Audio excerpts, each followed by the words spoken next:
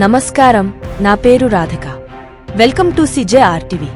తాజా వార్తల విషయానికి వస్తే, మద్యం విధానంతో ముడిపడిన కేసులో అరెస్టైన భారాస ఎమ్మెల్సీ కవితకు సుప్రీంకోర్టులో ఊరట లభించలేదు. ఈ కేసులో బెయిల్ కోసం ట్రయల్ కోర్టుకు వెళ్లాలని సర్వోన్నత న్యాయస్థానం సూచించింది.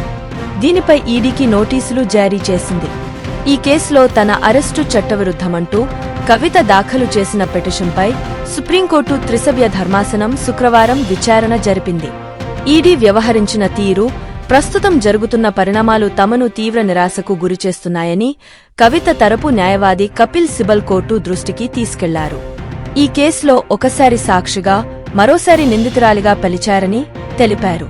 కవితకు వ్యతిరేకంగా ఒక్క బలమైన సాక్ష్యం కూడా లేదని, అప్రూవర్ ఇచ్చిన వాంగ్మూలం ఆధారంగానే కేసు దర్యాప్తు సాగుతోందని పేర్కొన్నారు.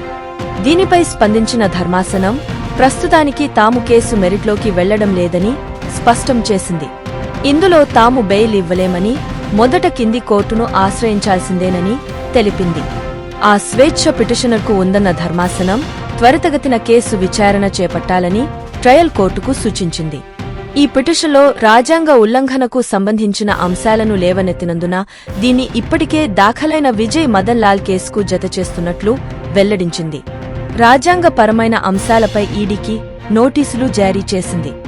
6 వారాల్లోగా దీనిపై సమాధానం చెప్పాలని, ఆ తర్వాత మరో 2 వారాల్లో రిజైండర్ దాఖలు చేయాలని దర్యాప్తు సంస్థను ఆదేశించింది. మరియొక తాజా వార్తలతో మీ ముందుకు మళ్లీ వస్తాను. అంతవరకు సెలవు. CJRTVని సబ్స్క్రైబ్ చేయండి. ఈ వీడియోను లైక్ చేయడం మరియు షేర్ చేయడం మర్చిపోవద్దు.